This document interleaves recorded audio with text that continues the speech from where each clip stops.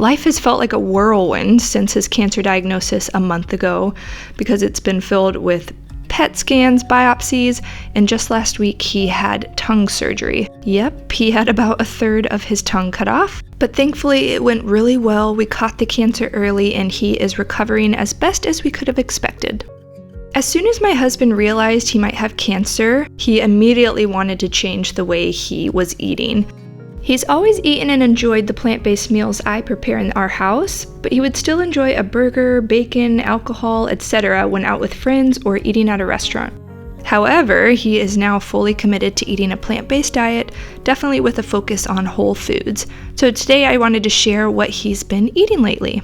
So this video was filmed before his surgery when he was enjoying a lot of steel-cut oats and buckwheat groats for a whole grain breakfast base, and then he would top that with nut butters, ground flaxseed, walnuts, and frozen berries for some sweetness. He was avoiding a lot of processed sugars or refined sugars and would just sweeten things with fruit.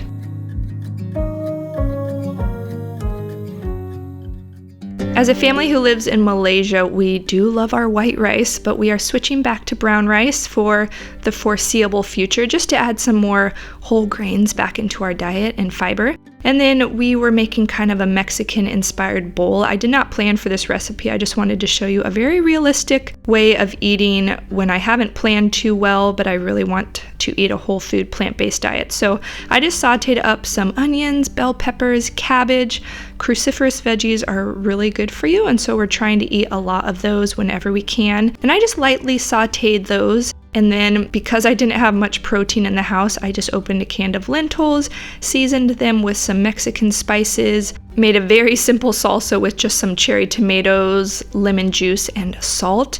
And then we plated this all up and topped it with my cashew nacho cheese sauce, which I already had in the fridge. So this was really hearty. I forget how filling brown rice and lentils are together, or just brown rice and beans in general. But this was what I whipped up on this very unplanned day of eating.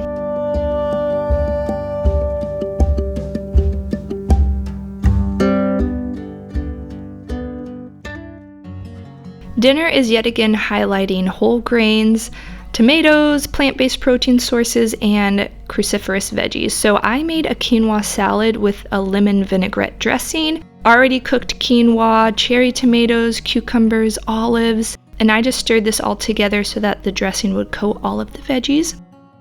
And this was a very flavorful, filling salad that lasted us quite a while, so it was a great thing to meal prep at the start of the week. And then I paired this with some more cruciferous veggies in the form of broccoli. I could eat a whole sheet pan of roasted broccoli, and my son loves broccoli, so because I had it in the fridge, I just wanted to add some more veggies to our diet, specifically cruciferous and green veggies, so this was perfect. I just lightly oiled the broccoli because it makes it taste better and get a little bit crispy. I'm just trying not to overdo it on the oil, but we do still use a little bit to help flavor and cook our veggies so that we really enjoy them and want to eat more of them. To go along with this salad and the broccoli, I made a lemon tahini dressing with just tahini, lemon juice, a little bit of garlic powder, and salt. And then when that gets really thick and sticky, I just add water to it to thin it out until it's a pourable consistency.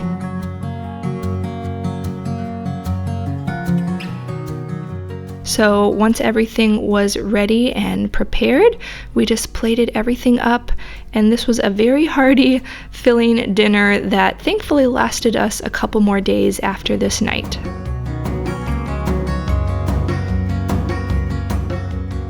Oh yeah, and I already had some homemade hummus on hand, so my husband got the last of that, and we also had some homemade pickles in the fridge that I put on top of my plate. So it was a very delicious, zesty, flavorful dinner.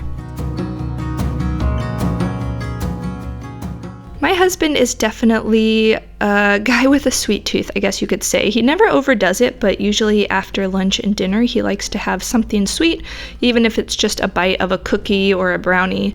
So I wanted to create a recipe that was sweetened entirely with dates so that it had a little bit more fiber and no refined sugars in it. So I am here preparing some date brownies.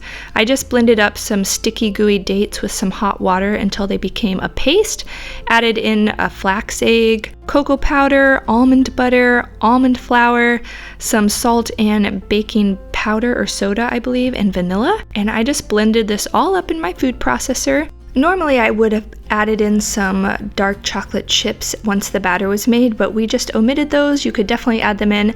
I will link this recipe down below. It is now on my blog. But once the batter came together, I just poured it into a loaf pan or a pan of a similar size, spread it out into an even layer, and then baked this in the oven for 350 degrees for about 20 to 22 minutes or until set on top. And then you want to let them cool completely before you cut and slice them. But these are rich and gooey and plenty sweet even without chocolate chips, so we've been enjoying these throughout the week for sure.